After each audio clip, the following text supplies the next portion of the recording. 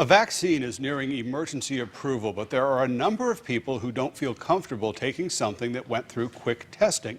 An August Gallup poll says 1 in 3 Americans say they would not get the vaccine. Wink News reporter Veronica Marshall explains this isn't the first time that emergency usage authorization is being used, and we look into whether people will take it.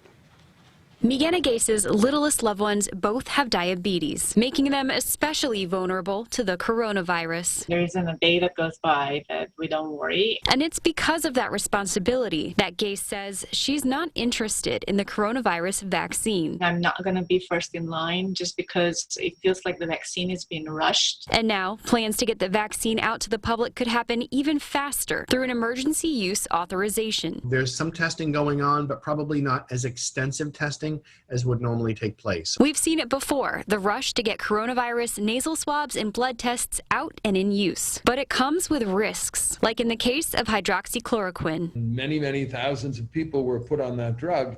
It became clear, particularly for hospitalized patients, that it had unacceptable side effects. So when it comes to a coronavirus vaccine, some scientists say you can't cut corners. We have to have enough data on safety, and we have to have enough data on efficacy. And we should not do an emergency use authorization until we have both of those. And that uncertainty has Gase saying no. If this comes to a point when they said it's safe, it's not rushed, we have done the research, tweaks, whatever it needs to be, absolutely, we'll go for it. At least for now. Veronica Marshall, Wink News Now.